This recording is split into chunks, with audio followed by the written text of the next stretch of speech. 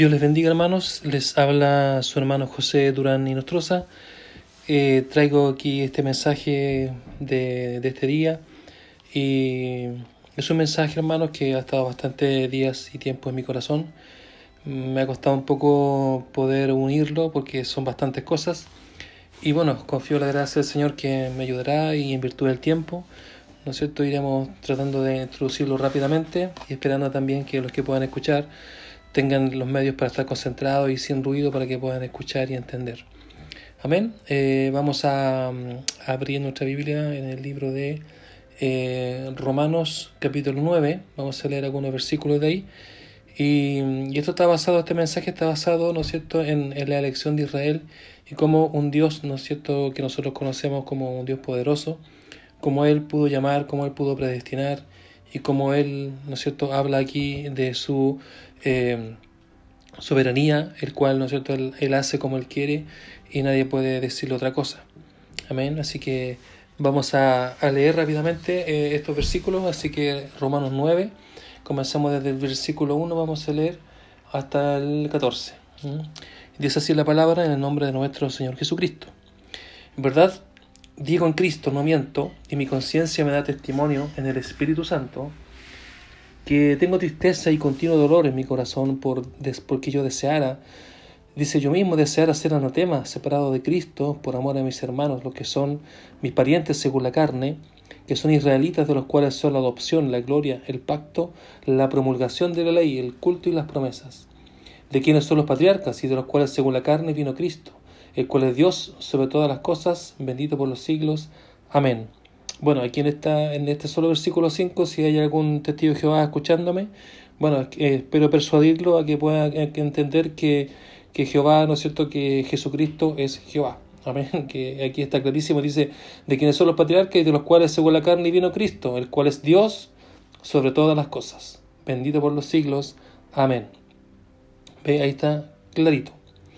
No que la palabra de Dios, el 6, no que la palabra de Dios haya fallado, porque no todos los que descienden de Israel son israelitas, ni por ser descendientes de Abraham son todos hijos, sino en Isaac te será llamada descendencia. Esto es, no los que son hijos según la carne, sino, dice, no los que son hijos según la carne son los hijos de Dios, sino que los que son hijos según la promesa son contados como descendientes. Porque la palabra de la promesa es esta: por este tiempo vendré y Sara tendrá un hijo. Y no solo esto, sino también cuando Rebeca concibió de uno, de Isaac, nuestro padre, pues no habían aún nacido, ni habían hecho aún ni bien ni mal, para que el propósito de Dios se conforme a la elección permaneciese, no por las obras, sino por el que llama. Se le dijo: el mayor servirá al menor. Como está escrito: a Jacob amé, mas Esaú aborrecí. ¿Qué pues diremos? ¿Que hay injusticia en Dios? En ninguna manera. Pues a Moisés se dice: tendré misericordia del que yo tenga misericordia, y me compadeceré del que yo me compadezca. Amén. Hasta ahí leemos al final hasta el versículo 15. Amén. Gloria a Dios. Una escritura muy conocida, muy potente, muy reveladora de muchas cosas. Así que iremos, ¿cierto?, a invocar el nombre de todo suficiente de nuestro Señor Jesucristo para que nos guíe, para que nos inspire y para que traiga, ¿no es cierto?, el respeto y la unción necesaria. Amado Señor, estamos aquí, Padre, en este momento, Señor, de un culto, Padre mío, de una predicación, Señor, donde esta mi voz comenzará a salir y sin duda muchos hermanos la escucharán y también personas que puedan conectarse y también seguramente alguien que no te conozca, Señor, se conectará. Y espero, Padre, en tu misericordia que tú puedas ungir mi voz, mis palabras, y pueda llegar al corazón de alguien, Señor, y pueda persuadir a los que están, Padre mío, tomando un camino errado, a los que han decidido tal vez nunca más congregarse, a los que han decidido, Padre, abandonarte, Señor, a los que han decidido, Padre mío, enfriarse, Señor Jesús. Tal vez hay tantas cosas, Padre, por las cuales el diablo cada día lucha contra nosotros, Padre, nos ataca en nuestra mente y cuántas cosas, Señor. Padre, bendícenos, Padre mío, esta hora. Me encomiendo en tus manos, Señor, para que tú unjas mi voz y también bendice a los que escucharán, Padre. Espero llegar al corazón de alguien, Señor, y el propósito de este mensaje sea hecho, Padre mío, en las almas necesitadas, Señor. Te pido tu bendición y en ti confío, Padre, y me entrego en tus manos, en el santo nombre de nuestro Señor Jesucristo. Amén. Gloria a Dios. Entonces, vemos entonces que esta elección de Israel, vamos a ir como a los inicios, ¿no es cierto? Como decía nuestro profeta, nuestra historia comienza hoy día allá en tierra de Ur de los Caldeos, cuando Dios llama a Abraham como hijo, ¿verdad? Cuando él lo llama para salir de su parentela y lo llamó a un lugar, ¿no es cierto?, donde él no conocía, a una tierra que no conocía, lo llamó con su esposa Sarai, y bueno, todos sabemos la historia como también se coló su sobrino. Pero fue Dios que lo llamó, fue Dios que comenzó a lidiar con él, fue Dios que le dio ordenanzas para hacerlo un hombre distinto a lo que era, fue Dios que le dijo que se circuncidara, fue Dios que hablaba con él. Y siempre Dios le habló de su descendencia, pero en un momento Abraham le dijo: Señor, tú me hablas de mi descendencia, pero no me has dado prole. Entonces está reclamándole a Dios que le mandara a su hijo, ¿no es cierto? Entonces podemos ver que en este plan Dios comienza a llamar a Abraham y también a las otras tres bases del edificio que él construiría para llegar a algo, ¿no es cierto?, a un edificio terminado. Vemos a Abraham que él representó la fe, porque dejó su tierra y su familia y salió confiado en Dios de ir a un lugar donde él no sabía dónde iba a ir. Pero él siempre se preparó para poder recibir a Dios, y cuando se le apareció un día bajo ese encinar de Mamre, él lo llamó Elohim, que es el que existía por sí mismo, cuando pudo ver, ¿no es cierto?, los pensamientos de Sara que estaba detrás de la tienda, ¿no es cierto? Entonces vemos que eso sería, y en ese momento cuando Elohim estaba ahí, le dijo que él tendría un hijo por Sara, su mujer. Y de ese hijo le sería llamada descendencia, que es la escritura que acabamos de leer, que Pablo dice que no todos los que descienden de Abraham son hijos de Dios, sino que en Isaac será llamada descendencia porque él era el hijo de la promesa. Amén. Entonces, hermanos, vemos esto, que comienza este plan, este primer pilar puesto por Dios, comienza con Abraham, quien representó la fe. Luego, ¿no es cierto?, nace el hijo de la promesa, que era Isaac, que fue esa alegría. Y dice el profeta que Isaac representó el amor, el hijo amado, el que iba a ser sacrificado a Dios, un tipo de Jesucristo. Pero Dios los bendeciría y le sería conseguida una esposa entre su parentela, la cual él amó, siendo también, ¿no es cierto?, él un tipo de Cristo y de su novia. Luego vemos de su esposa Rebeca, nace Esaú y Jacob. Pero Dios amó a Jacob y aborreció a Esaú. Y vemos que Jacob en su vida representó la gracia, porque él la necesitó cada vez en su vida. Luego vemos a José, quien Dios amó y fue de los cuatro el que llegaría a perfección. Entonces son cuatro pilares fundamentales que Dios tomó para poder hacer este edificio. Pero comenzó de una manera, por así decirlo, tal vez una manera básica, comenzó de la fe, para luego seguir con el amor, para luego seguir con la gracia y finalmente llegar a lo más alto, que era la perfección. Ahora, para poner una base, comenzaremos por estudiar un poco la vida de Jacob, quien representó la gracia, alguien del cual todo creyente en el mundo se ve reflejado. Todo creyente, ¿no es cierto?, que sabemos que, como nosotros, que muchos que pasamos por el mundo, ¿no es cierto?, y sentimos el llamado de Dios cuando Él nos mostró un camino de luz y lo seguimos porque algo nos hizo venir. Él nos jaló de buena manera para que pudiésemos entrar a este camino. Seguramente no fue nuestro deseo, no fue lo que andábamos buscando, pero Él lo hizo, hermano. Amén. Entonces, vemos esta vida de Jacob. Jacob, ¿no es cierto?, sabemos que la vida de Jacob, usted sabe cómo él, las cosas que él pasó, sus hijos, los patriarcas, cómo ellos tenían envidia de José, que era el hijo amado de su padre, y lo vendieron como esclavo porque había envidia, porque él era un hombre espiritual, y Jacob lo amaba porque era el hijo de la esposa que él amaba, no era un hijo de una concubina, ni de Lea, su segunda esposa, sino que era de la esposa que él realmente amaba. Pero vemos que cuando José fue príncipe en Egipto, hizo venir a su familia y a su padre y lo presentó a Faraón.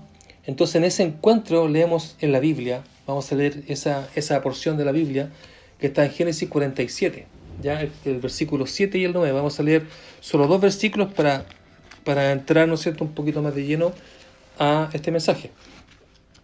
Dice Génesis 47, 7 al 9. Dice: también José introdujo a Jacob, su padre, y lo presentó delante de Faraón. Y Jacob bendijo a Faraón. Y dijo Faraón a Jacob: ¿cuántos son los días de los años de tu vida? Y Jacob respondió a Faraón: los días de los años de mi peregrinación son 130 años. Pocos y malos han sido los días de los años de mi vida, y no han llegado a los días de los años de la vida de mis padres en los días de su peregrinación. Amén. Esos son los tres versículos. Entonces, Faraón le pregunta por su edad.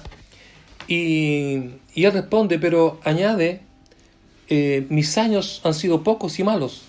Qué tremenda declaración, hermano, para que un hombre como Jacob dijera eso.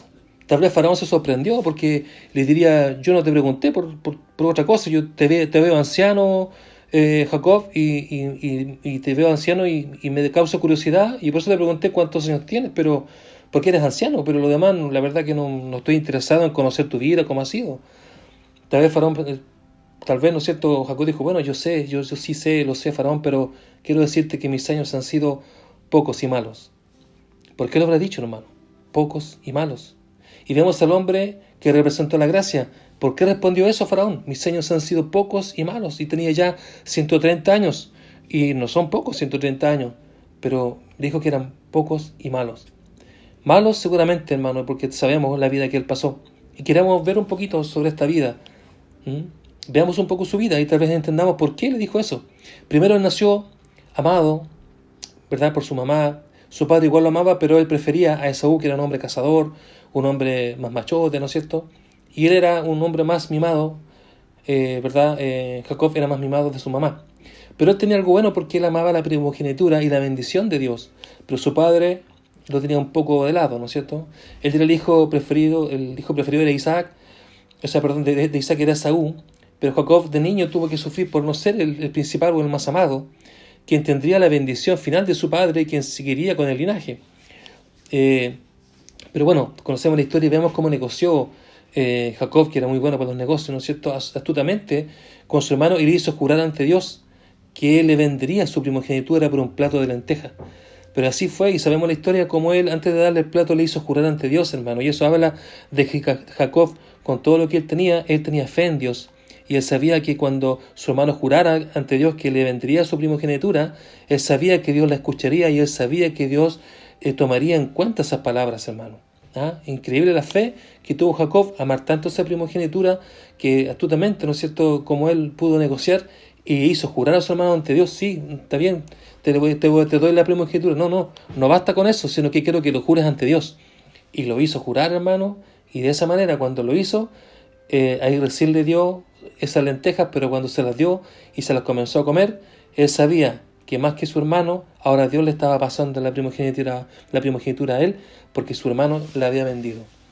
Así que tuvo que salir corriendo después de casa porque cuando se enteró, ¿no es cierto?, Esaú de lo que había hecho, y como fue engañado para recibir la bendición de su papá Isaac, él tuvo que salir corriendo porque lo iban a matar, y ¿no es cierto?, y él salió con mucho dolor de su tierra, de su casa, a la cual nunca más volvió, por temor de su hermano, ¿no es cierto?, quien juró matarlo. Y se fue y tal vez nunca más volvió a ver a sus padres, y a Juan no los vio morir. Son cosas que no están escritas, no podemos saberlo. Así que se fue por recomendación de su madre a la tierra de su parentela, donde estaba su hermano Labán. Y este era otro pillo, ¿no es cierto?, que negoció 7 años con él para darle a su hija Raquel, de la cual él amaba. Jacob y Raquel se amaron de primer día. Y él, ¿no es cierto?, quiso negociar con él y le dio, ¿no es cierto?, esa promesa, pero llegados a sus 7 años, usted sabe la historia, como él lo emborrachó y lo metió en una pieza oscura y le dio a su esposa, pero era su hermana mayor, que era Lea. Entonces usted sabe la historia, cómo sufrió, cómo lloró, y al final negoció con Labán nuevamente, y Labán le dio a Raquel, pero con la condición de que siguiera trabajando 7 años más. Entonces, hermano, así fue como él comenzó su vida ahí en esas tierras. Él comenzó a crecer, comenzó a multiplicarse, y también Labán vio que él había una bendición en Jacob, que era muy bueno para prosperar, ¿no es cierto? Había una bendición tremenda. Y ahí fue como ya en un momento él quiso irse, Jacob quiso alejarse, y usted sabe, entre pillo y pillo, ahí, ¿no es cierto?, usted sabe que él hizo una tiquiruñela para que las cabras manchadas nacieran y se fueran de él. Y así usted sabe cómo lo hizo, y al final se fue y a su suegro le dejó casi pelado, le llevó todo. Entonces Jacob, el hombre que representó la gracia, iba a una tierra sin conocer con su familia en este momento, hasta que su hermano no le salió al encuentro, pues lo iba a matar. Eso es lo que le mando a decir, ¿no es cierto? Y era el miedo que tenía Jacob. Pero usted sabe la historia, cómo él oró toda una noche, y como el Señor se le apareció y él pudo, ¿no es cierto?, orar y retener a ese ángel hasta que lo bendijera, lidió con el ángel, y Dios, ¿no es cierto?, ese ángel, que era el ángel del Señor, cambió ese nombre de Jacob a Israel. Amén. y luego su hermano lo va a perdonar, ¿no es cierto? Sus hijos crecen. Luego, ¿no es cierto?, en Siquem, Simeón y Leví dan muerte a los habitantes de Siquem para vengar la virginidad de su hermana Dina, pero lo hicieron cuando los habitantes de Siquem resolvieron circuncidarse, para que ambos pueblos se mezclaran. Pero eso provocó un dolor muy grande en Jacob. Usted conoce la historia, quien decidió irse de Siquem como un ladrón, huyendo, porque sabía que los habitantes de Siquem se iban a unir en contra de ellos no eran muchos en número. Así que tomó un viaje rápido y duro, y en ese viaje Raquel, ¿no es cierto?, dio a luz a Benjamín, y por ese viaje cansador y agotador, Raquel murió. Y eso destrozó también el corazón de Jacob.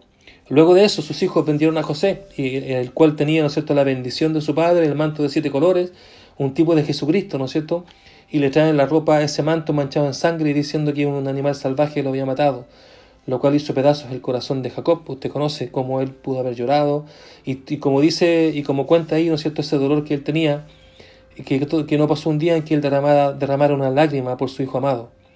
Amén.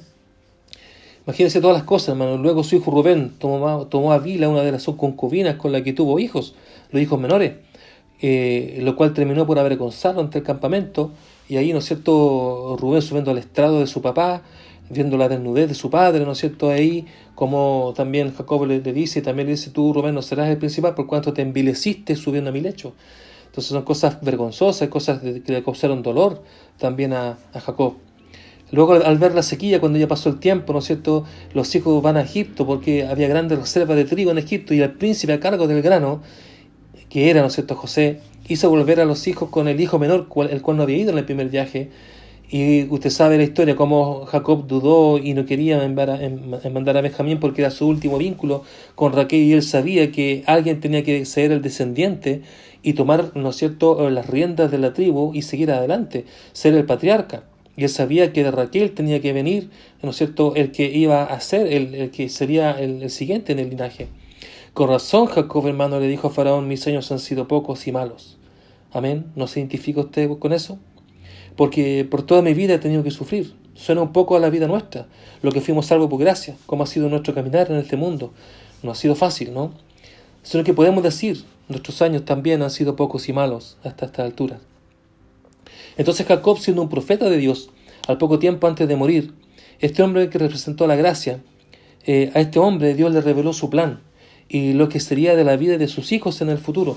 Fíjese usted, siendo ya un hombre ya anciano de bastantes años, ¿no es cierto?, ya tenía 130 años cuando llegó a Egipto, y ahí estuvo otros más, ¿no es cierto? Y aquí podemos ver cómo, ¿no es cierto?, dice, es que da una profecía para sus hijos, ¿no es cierto? Y dice aquí, vamos a leer, esto está en el capítulo 49 de Génesis, vamos a leer el versículo 8 al 12, no lo vamos a leer todo porque para enfocarnos en lo que queremos saber. Empieza aquí, dice, Judá, te alabarán tus hermanos, tu mano en la servir de tus enemigos, los hijos de tu padre se inclinarán a ti. Cachorro de león, Judá, de la presa subiste, hijo mío, se encorvó, se echó como león, así como león viejo, ¿quién lo despertará? Dice, no será quitado el cetro de Judá, ni el legislador de entre sus pies, hasta que venga Silo. A él se congregarán los pueblos, atando a la vid su pollino y a la cepa el hijo de su asna. Lavó en el vino su vestido y en la sangre de uvas su manto, sus ojos rojos como el vino y sus dientes blancos de la leche. Amén. Entonces queremos quedarnos con este versículo que hemos leído aquí.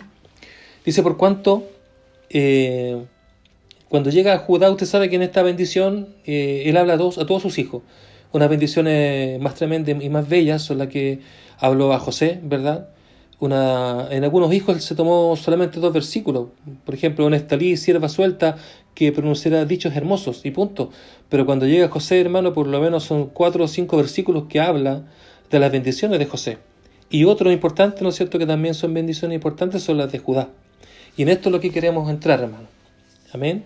Entonces, cuando se habla de Judá, cuando Jacob dice algo muy tremendo de la bendición de su hijo, y dice algo muy potente que quiero que usted mantenga, y que será, ¿no es cierto?, la columna vertebral de nuestro mensaje de esta noche. Y le dice Jacob, el cetro de Judá no será quitado. te alabarán los pueblos, y los hijos de tu padre, o sea, sus hermanos, el resto de las tribus se inclinarán ante ti. Amén. Entonces retenemos en nuestra mente que el cetro de Judá no sería quitado. Vemos que un cetro es un bastón que usa un rey, o un cayado de pastor, como fue la vara de Aarón que reverdeció en la presencia del arca del pacto. Por tanto, Jacob le dijo a Judá que nunca su cetro sería quitado y que siempre habría reinado en su linaje. Vemos cómo se comienza a edificar este edificio. Abraham representó la fe, Isaac el amor, Jacob la gracia y José la perfección. Vemos cosas importantes en ellos, como por ejemplo que Abraham y Jacob tuvieron esposas y concubinas, pero los dos que representaron a Cristo, Isaac y José, solo tuvieron una esposa. Al menos la Biblia eso nos muestra, ¿no es cierto? Porque Abraham estaba preocupado por encontrar esposa para su hijo Isaac y no quería que encontrara esposa entre las cananeas que vivían en los alrededores, sino que mandó a Eliezer a que buscara esposa entre los hijos de su parentela. Un tipo también para nosotros, que la simiente real no debe mezclarse con los mundanos, que no la de los alrededores donde usted vive, ¿no? Por eso nuestro profeta dijo: desaliente a sus hijos a tener amistades con jóvenes y jovencitas del mundo, porque los hijos de Dios se deben casar con hijos de Dios. Bueno, y vemos a José, el cual no tomó esposa de entre los cananeos, ni de su parentela, ni tampoco su padre le buscó esposa. Y esto es lo bello e importante, hermano: la esposa que él tuvo era gentil y Dios se la dio. Amén, gloria a Dios. José tenía derecho, hermano. Aquí esto es un tema importante también. José tenía derecho. Muerto su padre, él era el siguiente en el linaje, y él lo sabía porque él era profeta y su padre también lo hizo saber. Él era un profeta y él fue el siguiente en el linaje. Y todas las concubinas deberían haber sido de él, de José. Era su costumbre y también su derecho, pero él no lo hizo. Él se quedó con su esposa Asenat, que además usted sabe que ella era la hija, ella venía de una línea sacerdotal, porque era la hija del sacerdote de On. Ella es tipo de la novia de Cristo, porque representa el oficio de la novia, que en la Nueva Jerusalén, ¿no es cierto?, seremos reyes y sacerdotes para Dios. Pero sigamos mirando la obra de Dios, este edificio y plan perfecto de Dios. El cetro de Judá no será quitado. Este cachorro de león, Judá, sabemos que el escudo de la tribu de Judá es un león, y vemos que cuando Israel pidió un rey, Dios había terminado hacía muy poco con el sacerdocio arónico, ¿no es cierto?, el sacerdocio, ¿no es cierto?, de la tribu de Leví.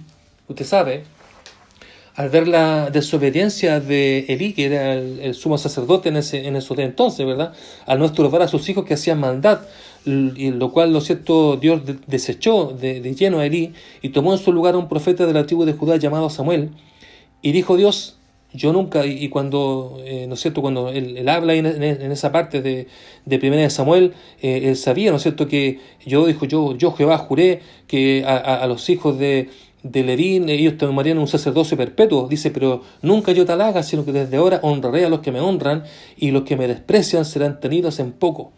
Y de ese minuto, ¿no es cierto?, comenzó a haber, ¿no es cierto?, un sacerdocio de la tribu de Judá, hermano, lo cual no estaba en los planes, lo cual no se había pensado hasta ese minuto. Pero Israel pidió un rey, y Dios le dio un rey conforme al corazón de Israel, de la tribu de Benjamín, que fue el rey Saúl. Pero Jacob había dicho a sus hijos, ¿verdad?, ante todos ellos: el cetro de Judá no será quitado. Y así Dios llama a David, varón de la tribu de Judá, efrateo, ¿no es cierto? Belén Efrata significa que era, ¿verdad?, de la tribu de Judá. O sea, nacido en Belén. Pero David, cuando fue ungido por el profeta Samuel, no ocupó el trono inmediatamente, sabemos la historia, porque Saúl vivía todavía y él era rey todavía, y fíjese usted que David respetó eso. Mientras Saúl vivió, David respetó el reinado de Saúl. Gloria a Dios. Pero después de muchas cosas que tuvo que pasar David, usted sabe cuántas cosas Saúl quiso mandarlo a matar, y Jonatán también, su hijo, era amigo de David y lo ayudó. Entonces cuando ya el rey murió, cuando el rey Saúl murió, David consultó a Jehová con toda prudencia. ¿Ve? David consultó a Jehová: ¿subiré a alguna de las ciudades de Judá? ¿No es cierto? ¿Subiré, Señor? Y Jehová le dijo: sí. Y David dijo: ¿a cuál subiré? Y Dios le dijo: a Hebrón. Y una vez que llegó David a Hebrón, los varones de Hebrón ungieron a David como rey de Judá. Por tanto, ese día, un hijo de Judá siendo proclamado rey. ¿Por qué, hermano? Porque Dios le dijo a Jacob: el cetro de Judá no será quitado. Gloria a Dios, hermano, cómo se cumple la palabra de Dios. Y aun cuando conocemos la historia que luego David fue ungido rey de Israel, pero siguió siendo rey de Judá, dice la Biblia que reinó 7 años en Judá y 33 años en Israel y Judá, es decir, fue rey 40 años. Gloria a Dios. Entonces, mi hermano, podemos ver esto, tremendo. Entonces, después de muchos años, gloria a Dios, en Belén Efrata, nacería un hijo.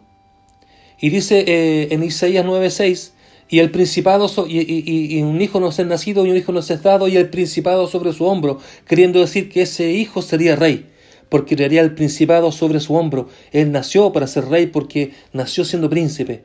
Y ese niño fue el verdadero rey, no solo de Israel, sino del cielo y de la tierra. Y vimos obra maravillosa de su poder, como Él vino al mundo con una obra por delante. Ellos no lo entendieron, hermano. Él cumplió la fe, el amor, la gracia y la perfección. Todo lo que Él comenzó con los patriarcas allá, con Abraham, con Isaac, con Jacob y con José. Él cumplió todo eso, hermano. Él lo hizo todo con una vida humilde y sencilla. Tanto así que no lo pudieron ver, hermano. Lo acusaron por proclamarse rey de los judíos, pero Él era el rey de los judíos. Pilato le dijo, hablas de un reino, por lo cual seguramente debe ser rey, burlándose de Él. Y Jesús le dijo, yo para eso he nacido, para ser rey. Gloria a Dios, hermano. Ellos se le olvidaron la escritura, hermano, los judíos de ese día, se les olvidó lo que Jacob había dicho, el cetro de Judá no será quitado. Por tanto, habría un reino eterno y un rey eterno. Ellos, los judíos, debieron vigilar esa tribu, hermano, porque había promesas sobre ellas. Ellos conocían las escrituras, ellos conocían la Biblia al revés y al derecho, hermano. Amén. Ellos debieron haber visto esto, debieron haber vigilado. Ellos debieron entender, hermano, debieron saber que aunque ellos se preocuparon solamente de los sacerdotes levitas que traían el arca y todas las cosas, pero debieron ver que Jacob había dicho que el cetro de Judá no sería quitado, que siempre había rey en esa tribu. Amén. Debieron haberlo visto, debieron haber vigilado a cada hijo sobresaliente de esa tribu, debieron haberlo visto, hermano. Amén. Porque había promesas sobre, ¿verdad?, esa tribu. Gloria a Dios. Entonces, ahora, Juan en el Apocalipsis, cuando él vio que no había nadie digno, ¿no es cierto?, comenzó a llorar.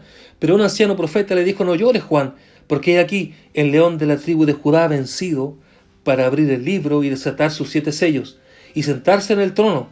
Por tanto, Jesús era el Rey eterno, porque él era del linaje de David, de la tribu de Judá. Oh, hermano, ¿se da cuenta?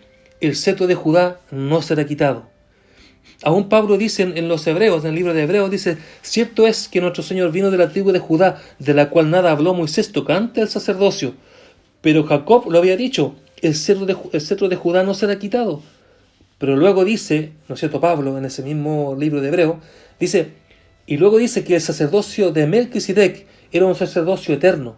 ¿Y quién era este Melquisedec? Usted lo sabe, ¿verdad? Era el rey de Salem, que quiere decir rey de paz. ¿Pero qué es lo que era Salem? Era Jerusalén. ¿Dónde estaba esto? En Jerusalén. Entonces, ¿quién era Melquisedec? Era el rey de Jerusalén.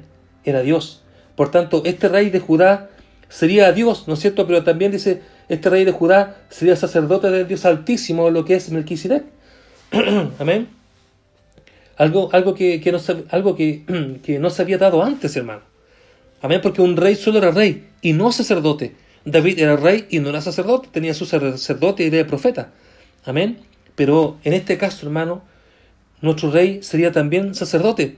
Recuerde que David, siendo rey ungido por Dios cuando él andaba huyendo de Absalón, ¿no es cierto?, cuando tuvo hambre entró, ¿no es cierto?, al templo y dice que comió los panes de la proposición, los cuales solo era lícito tomar a los sacerdotes, y fue sin culpa. Y Dios mostrando que el hijo de él se sentaría, que el que se sentaría en el trono de David sería un rey y sacerdote a la vez. Amén. Y tendría que ocupar ese lugar. Gloria a Dios. Y también podemos ver, hermano, que su novia tiene llamado ese ministerio, tiene llamado ese don de ser reyes y sacerdotes para Dios, todo en uno. ¿Se da cuenta? Antes eran reyes o sacerdotes, pero Dios fue el primero. Jesús fue el primer rey y sacerdote a la vez, porque fue Melquisedec. Amén. Gloria a Dios. Sacerdote del Dios Altísimo y además era rey de Salem. Era sacerdote y rey. Qué glorioso, hermano. Amén. Entonces, hermano, y en esta final edad, al conocer los misterios de Dios traídos por un profeta, podemos ver que tal cual los habitantes de Hebrón ungieron y coronaron a David como rey de Judá, así también la novia, los escogidos de Dios, coronarán a Jesucristo como rey del cielo y de la tierra, dando cumplimiento al plan perfecto de Dios, porque el mismo Dios le reveló a Jacob que el cetro de Judá no sería quitado. Gloria a Dios. ¿No le da alegría, hermano, ver la soberanía de Dios, como leímos recién? Como dice, Moisés, que le dijo Dios allá en la zarza ardiendo: tendré misericordia del que yo tenga misericordia y me compadeceré del que yo me compadezca. ¿No le da alegría de ver la soberanía de Dios, hermano? De lo cual usted y yo somos parte. ¿No le da alegría de ver esa soberanía que Dios puede escoger? ¿Acaso podemos uno de nosotros aconsejar a Dios o darle una mejor idea de la que Él tiene? Él escogió, hermano, y Él predestinó. Él tiene pleno control de lo que nos pasa. Él tiene pleno control de nuestra vida. Él es Dios sobre nosotros y Él hace como Él quiere. Cuando Él abre una puerta, nadie la puede cerrar. Y cuando Él la cierra, nadie la puede abrir, hermano. Él es el Dios soberano. Y como dice el cántico de Ana en 1 Samuel 2, dice: Jehová mata y Él da vida. Él hace descender al Seol y Él hace subir. Jehová empobrece y Él enriquece. Abate y enaltece. Él levanta del polvo al pobre y del muladar exalta al menesteroso. Gloria a Dios, hermano, por esa soberanía de Dios. Gloria a Dios, hermano, como nosotros, usted y yo podemos, hermano, ante un Dios tan temible, hermano, ante un Dios que no mira otra cosa que solamente su escogencia, hermano, como dice la Escritura entre Jacob y Esaú, que aún eran bebés y no habían hecho ni bien ni mal, y Dios escogió, hermano. Gloria a Dios por esa soberanía. Perdone que me sienta así, hermano, que me inspire, pero no puedo, no cabe en mi corazón, hermano, cómo Dios puede ser un Dios de esa manera tan grande, que Él puede tener una soberanía, y como decía el profeta, Dios hoy día me puede mandar al infierno y Él seguiría siendo el mismo Dios glorioso y misericordioso y grande que es hasta el día de hoy. Hermano, ante esa soberanía, ¿quién puede contra Dios? ¿Quién puede contra un Dios tan potente y tan grande, hermano? Con esa soberanía, hermano, que Él escogió y a uno escogió y al otro lo mató. Como dijo Ana, Dios mata y Dios da vida. Dios manda al infierno y Dios lo saca del infierno. Dios hace como Él quiere, hermano. Gloria a Dios. Por eso Él dijo: amén, el cetro de Judá no será quitado. Y eso se cumplió y se ha cumplido, hermano. Amén. Y fíjese y hoy cuando los judíos sean llamados, ellos entenderán. Ellos entenderán, hermano, porque ellos son predestinados, así como lo fuimos nosotros. Cuando comienza la gran tribulación, usted sabe que aparecerá Moisés y Elías e irán allá a Israel. Ellos predicarán, amén, y llamarán a esos 144.000 predestinados. Yo no sé si estarán los 144.000 íntegramente en el número o son algunos de los que ya han partido y están por alguna edad, no lo sé, no lo sabemos. Pero dice que son 12.000 de cada tribu que están predestinados, amén. Pero dice que ellos entenderán. Se entiende que están vivos, que están escuchando la predicación de los dos profetas. Amén. Y tal cual, cuando ellos vengan, ¿no es cierto? Y tal cual Dios nos sacó a nosotros del sistema denominacional para darnos su mensaje y la palabra pura y de la hora y verdadera. Y así también Dios sacará al remanente de Israel fuera de sus tradiciones y religiones. Estos judíos llamados por Dios, hermano, que escucharán a estos dos profetas, ellos cambiarán todas sus tradiciones, hermano. Hermano, ellos ya no tendrán que ir a orar al muro de los lamentos. Ellos ya no tendrán que pegarse cabezazo en el muro. Ya no tendrán que usar esos abrigos largos, esas cintas colgando con nudos, esas bravas largas, esos sombreros, esos equipa negros, llevando el luto por su calle, por donde ellos andan. Ellos ya esas cosas se las sacarán. Y ellos ahora entenderán que el Mesías era, ¿no es cierto?, el hombre llamado por Dios, que el Mesías era Jesucristo, que ellos no lo pudieron ver. Ellos vieron, ¿no es cierto?, que era un profeta. Ellos reconocen y tienen respeto de Jesús. Nadie habla mal, ningún judío habla mal de Jesús, solamente que ellos creen que fue un profeta y más de eso no, pero no logran entender, hermano, que Él era el Rey. Amén. Ellos descuidaron la Biblia, hermano. La Biblia se les pasó, a pesar que eran todos eruditos y todo, pero aún así los eruditos se cayeron y no vigilaron que en esa tribu de Judá Dios había dicho que ese cetro no sería quitado, hermano, que habría rey por siempre en esa tribu. Amén. Entonces ellos dejarán esas viejas costumbres para vivir una vida diferente. Ellos se vestirán de una vida distinta, un atuendo diferente, y conocerán, y el velo será quitado, y ellos podrán entender, y seguirán, y serán, amén, los siervos de Dios que Él está esperando recoger. Amén. Ellos escucharán a Moisés y Elías y creerán en Jesucristo. Amén. Pero ellos heredarán esa vida de Jacob, porque cuando ellos sepan que era Jesucristo, dice la Biblia que ellos llorarán por semanas. Amén. Y cuando les pregunten por su vida, seguramente dirán como Jacob: nuestros años han sido cortos y malos. ¿Por qué? Porque tuvieron que sufrir por rechazar a Jesús, hermano. Ellos fueron esparcidos, fueron matados. Finalmente, el Holocausto mató a más de 6 millones de judíos, y al final ellos volverían a su tierra en 1948 para ser una nación y prepararse para recibir estos 2 años y medio, 3 años y medio de la gran tribulación. Amén. Pero esa gran tribulación para el mundo, para ellos es la restauración de Israel. Amén. Si bien es cierto, Israel va a estar bajo tribulación, pero para Israel viene, ¿no es cierto?, una restauración. Esos 3 años y medio son de restauración. Gloria a Dios. Entonces, hermano, ahora que hemos puesto toda esta introducción, ahora ya podemos entrar al mensaje. Amén. Entonces ahora podemos llegar a la síntesis de este mensaje y decir, ¿quiénes coronarán al rey de Israel? Dice la Biblia que sus santos le coronarán. Amén. Entonces, sus santos le coronarán.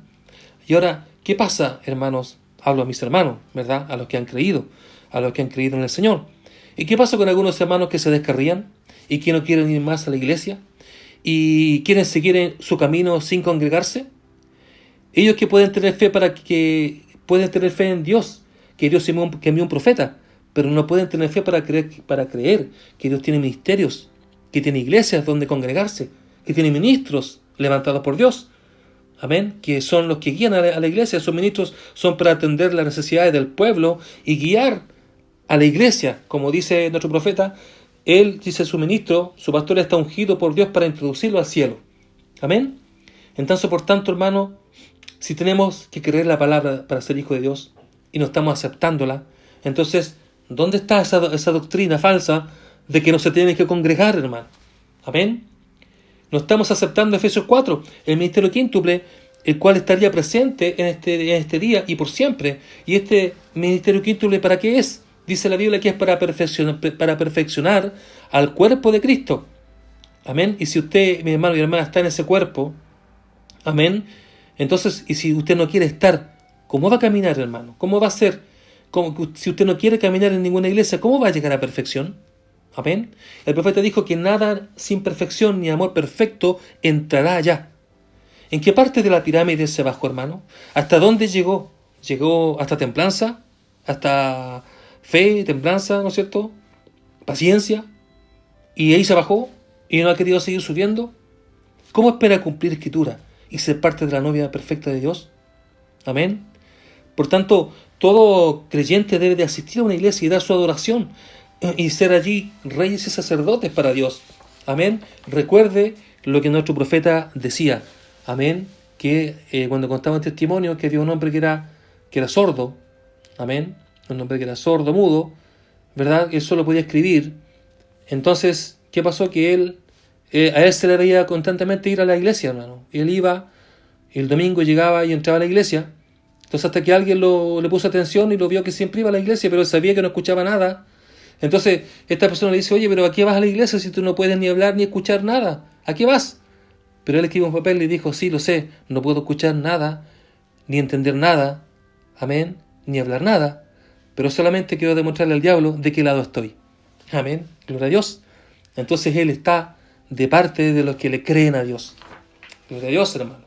Amén. Entonces, mi hermano, este mensaje, el rapto que predicó nuestro profeta, dice algo, y se lo quiero leer, un párrafo aquí. Dice, la novia, más bien, es la que estará en el rapto. Esa, únicamente, nadie más sino la novia, los elegidos, conocidos de antemano por Dios, desde el principio, los genes espirituales del Padre. Ahora, así también usted, si usted tiene vida eterna, usted estaba en Dios antes de que existiese un mundo. Amén. Usted es una parte, un hijo de Dios, un atributo de Dios. Él sabía la propiedad en la que usted vendría. Él lo predestinó a usted para esa edad, para ocupar ese lugar, y nadie más puede ocuparlo. Sin interesar cuántas personificaciones y demás cosas, usted tendrá que estar allí, porque Él sabía que usted estaría allí. Y ahora usted es manifestado. Ahora usted puede tener compañerismo con Él, y eso es lo que Él desea. Él está añorando compañerismo, ser adorado. Pero si la vida suya no siempre existía como un atributo en Dios, entonces usted solo es un imitador del cristianismo, ¿ven? Habrá millones y billones de ellos que solo serán imitadores del cristianismo. Gloria a Dios. Entonces, hermano, ¿dónde lo va a adorar? ¿Dónde va a cumplir sus deberes cristianos, hermano? ¿Los va a cumplir en su casa? ¿Y no va a ir a congregarse en ningún lugar? Amén. Gloria a Dios, hermano. Eso es algo importante. Amén. Ahora, si ha venido el tiempo de esta apretura, hermano, con esta tribulación de la pandemia que hemos tenido, esto es para perfección, hermano, para perfeccionarnos. Y los que están fuera, sin iglesia, es tiempo de volver, hermano. ¿Cómo no puede entender, hermano, que está fuera de la iglesia? que este es tiempo de volver, que es el tiempo de regresar, que es Dios recogiendo a sus ovejas, que es el tiempo en que Dios separará a las ovejas de los cabritos. Dice la Biblia que Él hará, ¿no es cierto?, Él hará saber y Él separará, ¿no es cierto?, y hará una brecha entre el justo y el impío, hermano. Entonces es el tiempo cuando Dios está bajando con su mano y Él tomará y su vara determinará y pondrá de este lado a los justos y pondrá de este otro lado a los impíos, hermano. Entonces, si Dios nos ha dado este tiempo, hermano, amén, para volver, tiempo para congregarse, tiempo para poder ser parte de una iglesia, hermano, de un ministerio, ¿por qué usted, hermano, no quiere tener? ¿Por qué usted tiene tanta ira y tanto enojo? ¿Cuáles son sus frustraciones, hermano? ¿Quién le ha hecho tanto daño? ¿Qué pastor le ha hecho tanto daño? Yo le puedo hablar con propiedad porque yo tuve una mala experiencia en mi juventud de haber sido aprovechado por un pastor que nos quitó todo lo que teníamos, hermano, que nos dejó pelado. Y nos quitó muchas cosas y hasta la fe en Dios, hermano, de que habría o que existiría incluso una iglesia verdadera en el mundo. Pero había, porque había un mensaje y había un profeta que trajo la verdad. Pero cuando lo vi, hermano, nunca dudé, cuando vi la verdad, nunca dudé de congregarme, hermano, y cuando vi esa verdad, jamás he dejado de asistir a una iglesia. Gloria a Dios, hermano. Perdone que tome mi nota personal, pero es así. Amén, no puede usted cambiar todo e irse al mundo, hermano. Gloria a Dios. Somos la novia y nos casaremos con el Rey, viviremos con el Rey, viviremos con el Hijo de David, el verdadero Rey eterno, el león de la tribu de Judá. Amén. ¿Por qué, hermano? Porque Dios siempre mantendría rey en Judá. Gloria a Dios. Qué tremendo, hermano. Esa escritura me persiguió por tanto tiempo, hermano. Ese versículo me persiguió por mucho tiempo. Y gracias al Señor que lo pude predicar aquí. También ha sido rápido en virtud del tiempo, hermano, no querido. Tal vez debía haberlo hecho un poco más lento, pero quería hacerlo, hermano. Amén. Entregar esto porque la escritura lo dijo y Jacob dijo que el cetro de Judá no sería quitado. Y hoy es el Rey eterno y lo adoraremos todos los días de nuestra vida. Hermano, qué importante es lo que dijo Jacob cuando dijo eso, hermano. Que me estremece saber que esa palabra que él dijo se cumplió desde el día que él lo dijo hasta el día de hoy. Esa palabra se ha cumplido. Imagínense, ¿cuántos años? Muchísimos años, hermano. Casi 4000 años que él dijo, el cetro de Judá no sería quitado y mientras tuvo Judá fue rey. Y fíjese usted que siempre hubo alguien en Judá, en la tribu de Judá, que fue alguien sobresaliente. Pero no hubo un rey ungido de verdad hasta cuando lo fue David. Y David fue el primer rey de Judá. Gloria a Dios, hermano. Amén. Usted sabe, había mucha gente, hubo muchos sabios, muchos jueces y todo. Pero el primer rey de Judá fue David. Gloria a Dios. Y sabemos que el Hijo de David se sentaría en su trono. Por tanto, cuando Jesús nació y cuando Jesús vivió y caminó en las calles de Israel, hermano, caminó allá por todos esos lugares, amén, gloria a Dios, Él nació bajo esa tribu. Dios permitió que naciera en Belén Efrata, en esa tribu de Judá, porque el cetro no sería quitado, porque habría un rey y Él sería el rey. Ellos se burlaron de Él, amén, pusieron esa escritura como burla en su cruz, que Él sería rey de los judíos. Que hoy tú eres matado por ser rey de los judíos. Le ponían arriba, le clavaban la causa de muerte, hermano. Qué aberrante, hermano, gloria a Dios. A esos asesinos que estaban ahí, violadores que estaban al lado de él, arriba pusieron el pecado por el cual ellos fueron asesinados, por lo cual ellos fueron torturados, por lo cual ellos fueron ahí crucificados, hermano, y fueron exhibidos y muertos. Ellos estaban puestos ahí para que la gente leyera, esto está justificado porque estos hombres fueron malos y fue horrible lo que ellos hicieron, por esto están siendo crucificados. Pero sobre la cruz de Jesús, hermano, ¿qué había? Había una cosa que decía, Rey de los judíos. Jesús, proclamado Rey de los judíos, está siendo crucificado por creerse Rey de los judíos. Hermano, y usted sabe que él no se creía Rey de los judíos, nunca se creyó Rey de los judíos, él simplemente era el Rey de los judíos, porque Dios se lo había dicho y porque Judá, el patriarca de Israel, dijo, el cetro de Judá no será quitado. Amén. Y hoy, después de resucitado, hoy está a la diestra de Dios sentado en el trono. Amén. Amén. Gloria a Dios. Sigue siendo rey, un rey eterno que nunca tendrá fin. Y en ese reinado, cuando venga el rapto, hermano, usted y yo estaremos con él y pondremos nuestras coronas, ¿no es cierto?, nuestras coronas propias a los pies de Cristo. Y nosotros, ¿verdad?, nuestras coronas las tomaremos y lo pondremos y las pondremos sobre él, y él será coronado como rey sobre nosotros, porque es nuestro rey. Amén. Rey y sacerdote, como lo vimos. Amén. Ahora sí, las dos cosas, los dos dones se juntaban, el de ser rey y el de ser sacerdote. Antiguamente eran por separado, pero ahí Jesús lo juntó, y él fue, amén, gloria a Dios, rey y sacerdote para Dios. Gloria a Dios, así como nosotros lo seremos. Amén. Gloria al Señor, hermano. Dios les bendiga. Gracias por su atención. Dios les bendiga. Amén. Vamos a orar para despedir este mensaje. Amén. Te agradecemos, Señor, tu misericordia. Y gracias, Padre, por tu ayuda, Padre mío. He querido toda esta información, Padre, poder resumirla en un corto mensaje, Señor. Yo te pido que tu misericordia pueda llegar a algún corazón, Padre, y pueda persuadir a aquella persona, Señor, que necesita tu ayuda, Padre. En estos momentos difíciles, Señor, acuérdate de los enfermos, Padre mío. Acuérdate de los que están sin trabajo, de los que tienen necesidad. Tu pueblo, Padre mío, tiene mucha necesidad, Padre. Y los que te necesitamos, Padre, tanto en espíritu, Señor, en tanto nuestra alma clama a ti cada día, Padre, porque tú vengas por nosotros, Señor. Ven pronto por nosotros, Padre. Bendice nuestra familia, bendice nuestro pastor, bendice, Padre, la iglesia. Bendícenos ahora, Padre, que comenzaremos a retornar, Señor, y podemos nuevamente saber que vamos, Padre mío, caminando, Señor, allá al templo a rendir acción de gracia y levantar nuestras manos al cielo, Señor, a adorarte, donde tú estás, Padre, esperando por ello, Señor. Padre, gracias por tu misericordia. Lo pedimos, Padre, y dejamos este mensaje en tus manos, Señor, en el santo nombre de nuestro Señor y Salvador Jesucristo. Gracias, hermanos. Dios les bendiga y será hasta una nueva oportunidad. Amén. Shalom.